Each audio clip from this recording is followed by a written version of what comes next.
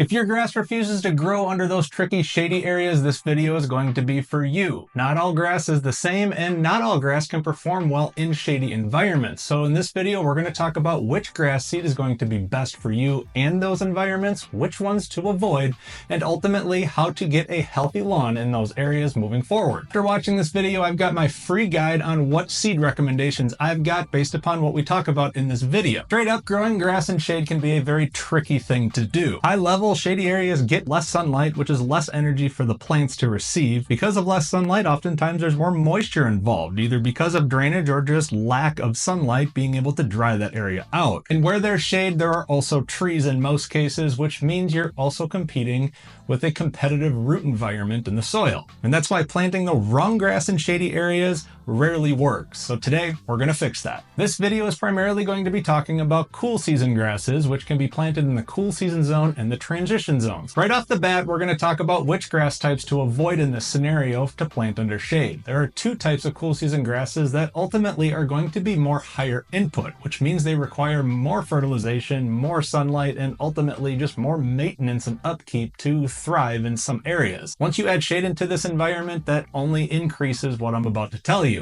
The two cool season grass types to avoid in shady areas are going to be Kentucky bluegrass and perennial ryegrass. Now, if you live in a northern state, Kentucky bluegrass is very prominent, especially if you've had sod put in. It overwhelmingly makes up the majority of sod production in the northern states. If you don't know what you have, chances are you have a mix of these two because they're very common.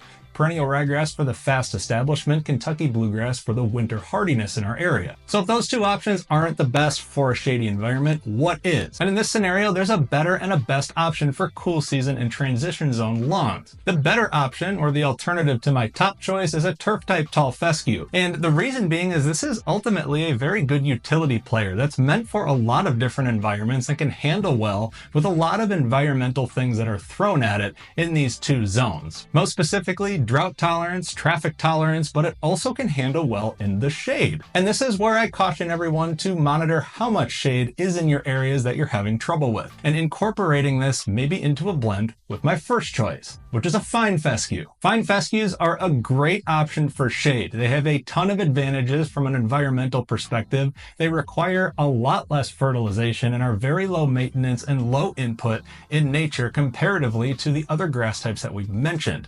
It grows in as little as 3+ hours of sunlight or indirect sunlight, is very shade tolerant, and can handle a variety of soil conditions. A lot of the times people utilize a fine fescue for a low grow or a low mow option where either they can't mow as often, or honestly, if they just want a low maintenance yard where they don't have to do a whole lot to it, fine fescues are a great option for those folks. So are there any disadvantages to fine fescue? Of course there are. There is for any list of anything, just a lot less comparatively to the laundry list of advantages for shady environments. It is a softer textured leaf blade. It's thinner, which means it's going to have more of a wavy grass appearance, kind of like a native plant if you would in comparison.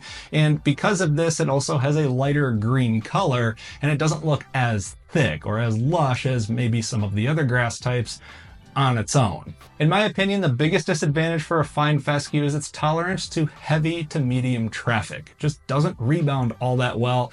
A lot of these aren't laterally spreading. It doesn't necessarily self-repair as well, or if at all, in comparison to some of the others. Now, that said, that's when you might want to incorporate some of the shade-tolerant cultivars of the ones I told you to avoid, just maybe not as much in that particular blend if you choose to go that route. But if you are just picking one grass type, fine fescue is an elite option for a shady or dense shade environment, followed by tall fescue. And just know that there aren't as many shade tolerant options that ultimately perform well when we're talking about Kentucky bluegrass or perennial ryegrass. Now, while we're talking about which environments these particular grass types will grow best in, you do have to have optimal growing conditions and soil conditions to pair that with, which is for another video. But take what I've said here, go take a look at my seed recommendations and my free guide, What Grass is Best for Me, to pair the best grass seed for you, your local environment that also pairs with your lifestyle. Be sure to like this video, comment any questions below, and subscribe to my channel if you found this video valuable to you. As for me, I'm Ope. Follow me for more DIY tips in the yard, and we'll catch you next time.